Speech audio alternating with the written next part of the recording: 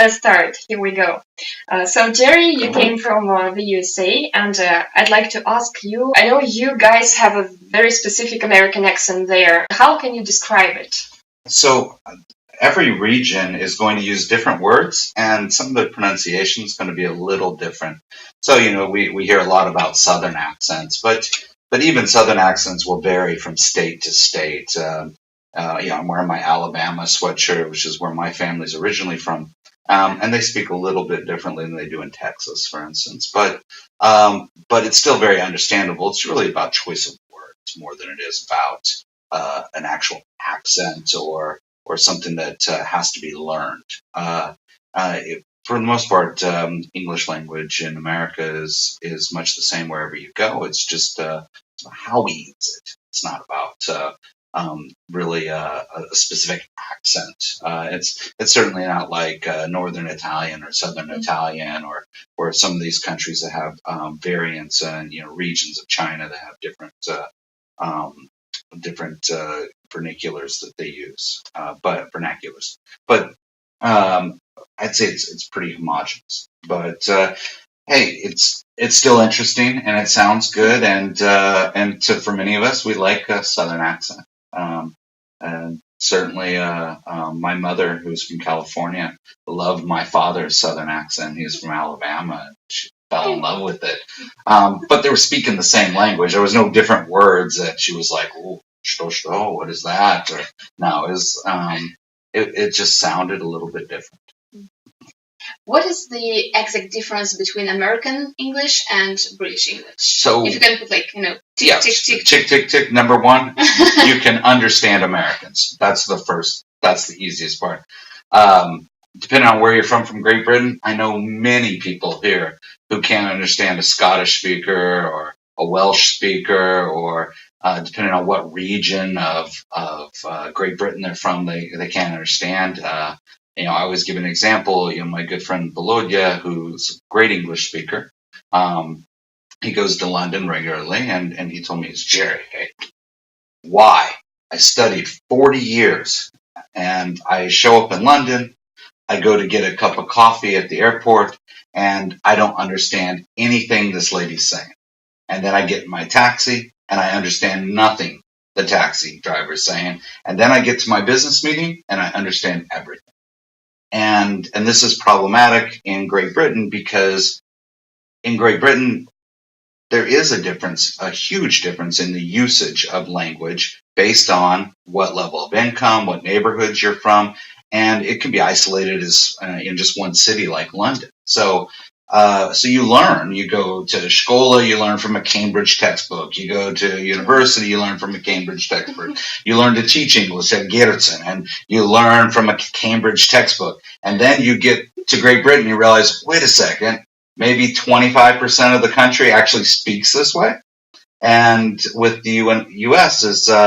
there's very little of this stratification. The same language is used in business meetings as is used anywhere else. It's British would say we're very unrefined in this way, but I would say that it's more like Russia. It's homogenous. It's the same language. If you go to San Diego or you go to Kansas City, you go to New York, it's the same language.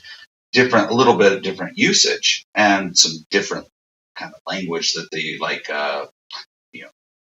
Gromko, they like more aggressive in New York, but it's the same language. Just like if I go to Irkutsk, Novosibirsk, or Ekaterinburg, Vladivostok, they speak the same Russian. There's a few words here and there, but yeah, I would say that's the biggest difference. I don't have a problem with British speakers, but my friend Ian, who's from Australia, there's still times when he speaks, and I'm like, "Что? What are you saying?" I have no idea. And he's speaking the same language as I am, but Australians have a really different usage. New Zealanders as well, and the same goes for Brits. I would say American English is best, not because I'm American, but because there's 350 million people in America speaking English, which is more than the rest of the Great British colonies combined. Doesn't count India, but we won't talk about Indian English because that's I don't even. Yeah, that's a whole other topic. So Okay, are there any dialects inside the U.S.? For example, people who live in Kansas City are speak different language, not different language, but different dialect from the people who live, let's say, in California. So it's not based on state, but there are a few things. Like for instance, there is Creole, which is this French, English, Caribbean mix that dates all the way back to this 18th century and early 19th century. And so there's these that Creole language, but it's very isolated in the United States, and it's not very common. But in general, no. There aren't any dialects. There's no, there's some accents, but there's no real dialects that change the language around, with the exception of like these Creole French. And there's such a small group of people, and they live in the bayous of Louisiana. Okay, what about the blacks? Okay, so there is a thing. It's called AAVE, which is African American Vernacular English. Some idiot once called it Ebonics. But this is a mix of just historic language that dates all the way back to Civil War, pre-Civil War. So some of this language is carried on, but I don't consider it really a dialect. I would consider it more of an ethnic version of English. And the same as I would say with Hispanic communities in America, there's often a mix between Spanish and English. We call it Spanglish, but that's not English. Everyone who's speaking English speaks English. All my friends who understand this AAVE, this African American Vernacular English, they also speak good English. All of my friends. Now, there's some people who don't, but again, this is isolated into small groups in small areas of the country. But in general, you learn your English here, you'll be fine. Anywhere in the U.S., you're not going to have any issues. They might not be as patient as Russians are with me and my bad Russian, but they'll understand you. So that's it. Okay, about understanding, Russians often worry about their accent, and what can be done to improve it? So my best advice to you, don't improve your accent. Don't worry about your accent. Improve your English. That's the key. It's not about this accent. If we would fix some of the small common mistakes that Russian speakers make, the accent would be no problem.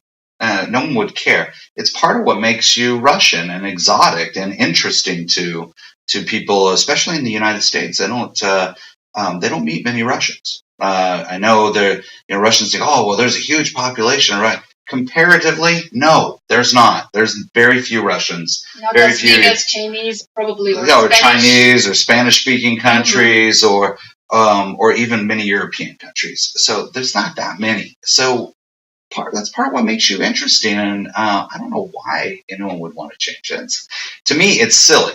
I would rather you fix things like telling me, Jerry, you should do this, and I'm like, whoa, don't tell me what I should do. My mom, my dad, and my boss tell me what I should do. Your wife? No, even my wife doesn't tell me what I should do. But should, especially to Americans, is telling somebody, it's taking away their options. And I'd rather they say it's something like, I would suggest you do this, or I recommend this. But we overuse this word should all the time in Russian. You learn all these adjectives, but I asked my friend, so how was the movie? They go see Avengers. How was the movie? Oh, Jerry, очень интересный. How was the Mariinsky Theater the other night? Oh, Jerry, очень интересный. Okay, Avengers and the Mariinsky are not the same adjective. We need to get some more adjectives. How about something? Oh, that was excellent. That was, not just fabulous. Yeah, fabulous. This was exciting. But yeah, let's expand beyond interesting, because honestly, if if my daughter asked me, "Hey, Dad, what did you think?" and I say, "Oh, it was interesting," she knows I hated it. Okay, so be honest. Yeah, let's learn some synonyms, expand our adjectives a little, and actually be more interesting in our language. And learn to use your articles properly and prepositions. We still make a lot of mistakes on prepositions when I listen to Russians speak. They still at Sunday instead of on Sunday. So some of the prepositions are there. If you want to correct something, correct that. Don't worry about I speak in a Russian accent, so that's horrible. People will hate me. It's not true at all. America's full of immigrants. Nobody speaks perfect English. The accent is part of what makes us interesting. So I highly recommend. Don't stress on. So much more to stress on about learning English. Okay. What's the best way to understand the accent? Maybe you can make a parallel with your Russian, for example. Mm-hmm. So when people speak Russian with you and you try to understand them, and sometimes you fail, what do you do to understand, like to train your ear for the accent? So the easiest thing, here's an easy hack: subject and verb.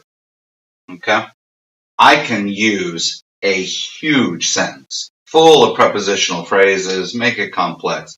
But if you understand what the subject and the verb is, then the rest is easy. And this is what makes me learning Russian more difficult, because in English, typically, we put subject first and verb next and information later. So, например, for instance, I ate breakfast, subject, verb, object, in the morning with my wife in the kitchen at 7 o'clock because I was hungry. I ate breakfast. If you hear that, the rest you understand exactly what questions to ask if you didn't understand something else. So if you can identify those two things, especially subject and verb, then the rest comes easy. So I went, blah, blah, blah, blah, blah. Jerry, where did you go? When did you go? With who did you go? And we have all these same question words in Russian. Scam, chom, all these different question words. The difference is that when Russians try to speak English, they want to use it the same way that they speak Russian. And this makes them more difficult to understand. So, for instance, with my friends, so z друзьями, blah, blah, blah, all this information, and then there's a subject and a verb. And for English speakers, we're like, what the hell are you saying? I have no idea. We want to know who, what, did what. And then after that, we get the information. Now, you can be clever and say, in the morning, I went to the store, okay? And so we put the prepositional phrase in front. And that's not so difficult. But when, we only have one case in English. So my suggestion, all Russians, would be take the nominative case, right, which is the basic case, and use that for English. Quit using quit trying to translate literally у меня and мне and all these other cases, дательные. Quit trying to use all those. Stick to nominative case, subject, verb, and then information. And if you do that with present simple, present continuous, past simple, and future simple, 80% of your language is easy.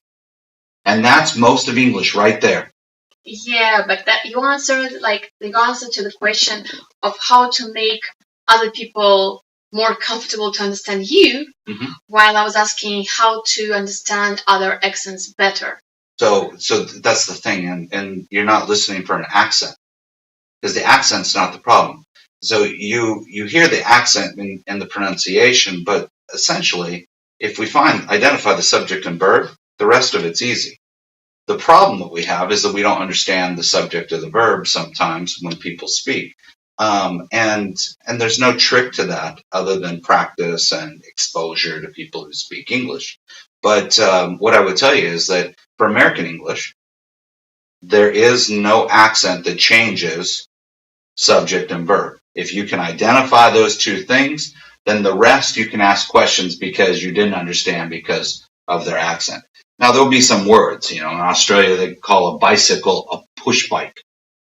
So I'm like, what the hell's a push bike? Okay, to me it's like a scooter or something. That's just a vocabulary issue, and it's not really an accent. It's just a different word usage, and it will vary from English speaking country to others because English it's continually developing. It's to give you a great example. Here's a great example. The word radical.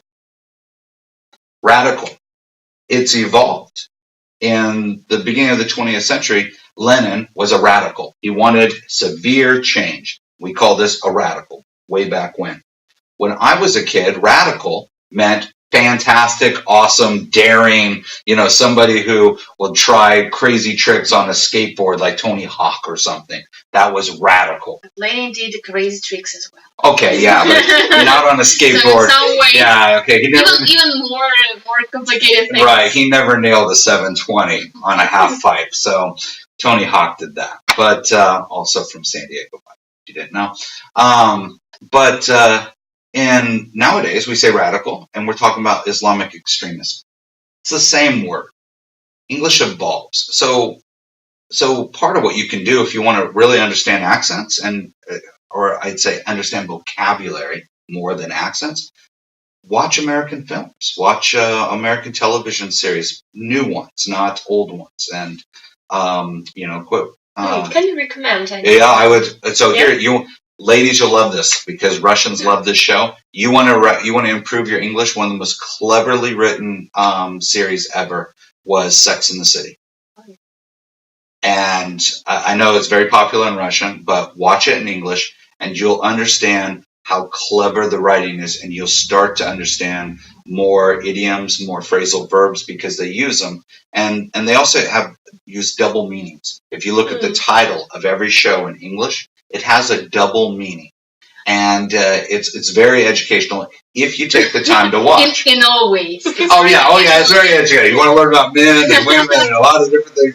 But it's where to buy best product, right? Best price. Exactly. I never watched the show until I came to Russia. My wife's a huge fan, and she was always playing it in English to improve her English. And anyone who's met my wife understands, her English is very good, and but she still has an accent, just so you know. And it occurred to me that how clever the show was and how it used English in such a clever way that I thought it was very educational. And since then, I recommend it to me.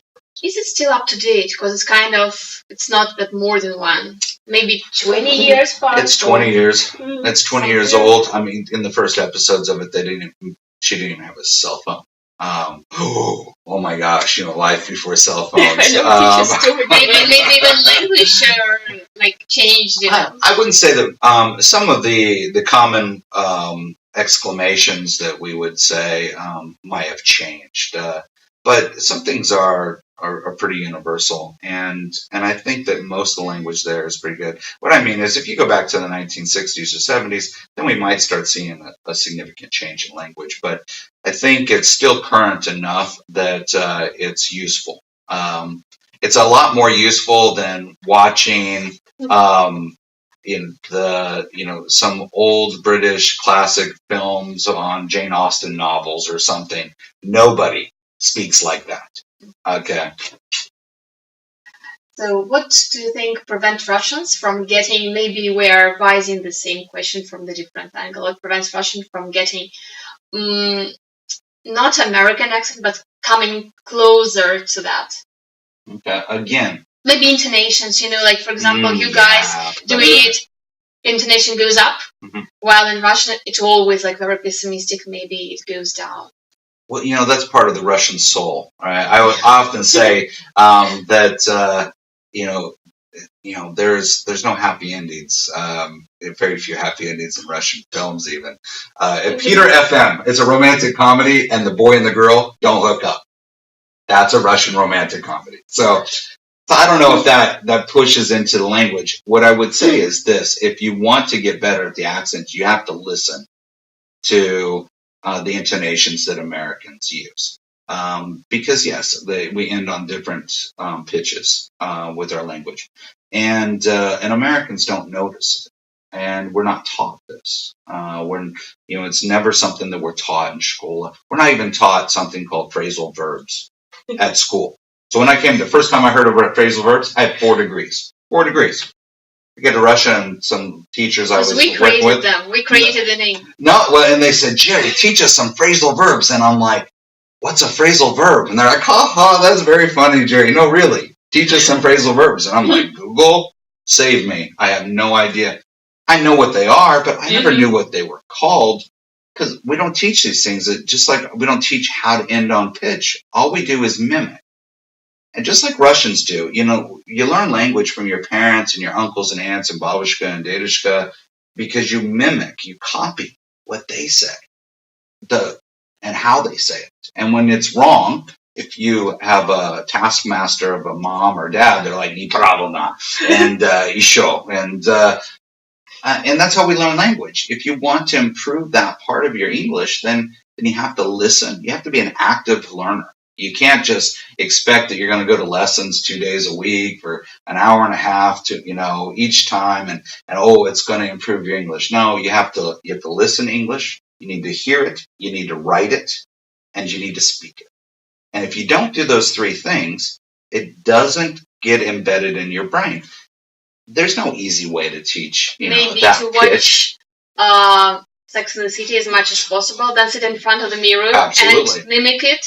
Mimic Sarah Jessica Parker. Or how about just speak to people in English? There's plenty of English speakers in St. Petersburg. Have you got any favorite characters from the films from films? Yeah, from films or from I don't know. From films. To copy to. To imitate. With the language. Ryan Reynolds. If you can imitate Ryan Reynolds, especially in Deadpool, okay, I don't care what kind of accent you have, people will love you. It's because it's very cleverly written. Also, it's very funny. It's so funny you're still laughing at a joke he told 3 minutes ago while he's told 6 others. It's so clever and so quick. That's a great film. I like this character. It's a little vulgar, so if you're young, maybe it's not the best film for children, but it's a fun film, and I would say mimic Ryan Reynolds. That's a good person to mimic. And for a girl, Reese Witherspoon. Why? Why? Because she's always like she's very. She has very good linguistics. She speaks really well, and she's understandable, and she's fun to listen to, and she's a great actress. There's a film called Walk the Line, which is based on a true story of Johnny Cash and June Cash, and she actually even sings the songs from June Cash. So I recommend her. I think she speaks really good English, and she speaks in many different ways in many of her roles. So she really copies the regional accents really well, and I like her. I think she's fun to watch. Okay. Just like playing with her face. She's brilliant. So I think she's a excellent actress. Jerry, do you remember any funny situations happened to you when you travel? Accents. When you didn't understand accents, or people didn't understand you. You mean in the U.S. or here? I don't know. Maybe when you traveled somewhere like Spain, India, or maybe I don't know exactly. Maybe some English-speaking countries, but not like India or. Okay, so not India, because let me tell you, Canada, Australia, like Pakistan. I really have a problem understanding a lot of Indians when they speak English. That's natural, but ironically, we make fun. I make fun of like Canadians and some of the things that they say. They're like or oot and a boot instead of out and about, and I make fun. But the biggest problems that I've ever experienced is with my Scottish friend James, and sometimes, especially after we've had a few drinks, and he's just, I don't know, he's a few drinks in and he's just blah blah blah, and I'm like, what the hell are you? I have no idea what he's saying, and then he'll slow it down and he'll explain it to me, but the Scots, gosh, I'm a disaster with Scottish people. When especially if they've been drinking, because they just start talking and I'm lost. But for the most part, Americans and Canadians, we have no problem. Even in Britain, I have no problem understanding. They have a few words they use where it sounds a little odd for me, but in context, I can usually sort it out. So I've never had any embarrassing moments. Nothing with English. So no funny stories. No extremely funny story about this one, but of course, I've had some interesting stories with my bad Russian in places. Maybe with your bad Russian. Oh, so yes, we've. I had. So I speak not well Russian. I don't speak very well in Russian, but I got a taxi one night, and it was picking me up at Kazanskaya Cathedral, right next to the Starbucks right there, and I'm waiting for the taxi. And I see the taxi come in, I'm holding my hand out, and he drives right by me. And he goes circles around, and then he calls me, and so I call him, and his Russian is actually worse than mine. And so he finally picks me up, and he's trying to name. So first he didn't even know where Kazansky Cathedral. I'm like, Kazansky Собор, Kazansky Собor. He's like, Где Kazansky Собор? I'm like, you gotta be kidding, right? How can you be in Peter and not know where Kazansky Собor is? And then we get in the car, and I'm like, Kostromskoy Prospect 37. He's saying it into the GPS, and the GPS is not understanding. And so if you can imagine the American in St. Petersburg having to speak Russian into the GPS to get me home in my taxi, that was pretty funny. It was a nightmare. It took me almost an hour to get home from the center. It usually shouldn't take me that long, but that's my fault for taking it. Yeah, that's happened to me as well in London with Indian taxi drivers. Absolutely, and this is what my friends say. Yeah. And so took me 2 hours and a half. In New York, this is why people say, "Oh, Jerry, New York is the greatest city." I like to visit New York for 2 or 3 days, but then it's too much. It's too crazy and busy, and no one speaks English there. So I don't know why people are like, "Oh, let's go to New York." Well, you could spend 20 minutes before you find an English speaker in New York. It's like going to Moscow. I once spent 20 minutes at the platform before I actually found a Russian. I found, Uzbeks and Ukrainians and Polish people and even some Americans at the Vauxhall before I finally found a Russian who could tell me where to get to the metro. So it's an international city. It's not real. So New York's not really America. It's just in America. I go to Chicago. That's okay. All right, next one. Sorry for interrupting, but I see that we have no time left, and we should say our final words, I think, because and you can say something to that. Yes, and you too. Что мы хотели еще Ты сказать? заканчиваешь, я говорю, посоветую, и он дает несколько ресурсов, которые... Да, слайды, вы все Давайте, сейчас 3, 4.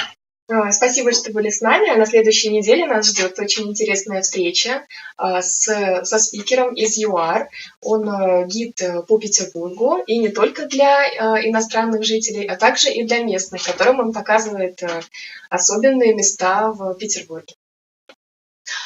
Jerry, please, can you give us 5 resources, either on YouTube or some programs, connected somehow to studying maybe accents to improve accents, maybe? Okay, so the first suggestion I would give you is my friend Justin. He's Canadian. He does a great Russian YouTube channel. Has about 850,000 subscribers, and he speaks pretty good Russian. But he teaches different hacks about speaking English. A lot of his channel is some fun stuff as well, and he's an interesting guy. But I highly recommend that. I would also recommend, watching Sex in the City. That's a great place for language. A couple people that I would suggest also is like Ryan Reynolds, or Ryan Reynolds. Ryan Reynolds, Okay. or Reese Witherspoon. These are people you can imitate. But Sex in the City, I think, is a great tool. You can watch it, stop it. You can get the disc in English. It's a great tool. I think it's really helped a lot of the friends I know. Another show that you could watch that would kind of help is Big Bang Theory. It's got a little bit of science language. It's got good humor and a lot of pop culture stuff. So it's a very interesting show. So those are I guess resources. The best thing I would say to do after that is read the news in English. Sorry. Read or watch? I wouldn't watch the news. I would read the news. So don't do a Yandex search. Do a Google USA search and read the news. New York Times, Washington Post, USA Today, and you can see the contemporary language that we're using. That would help. Okay, thank you. Thank you it's for a coming. Pleasure is all mine. Great conversation. Yeah. Thank you so much.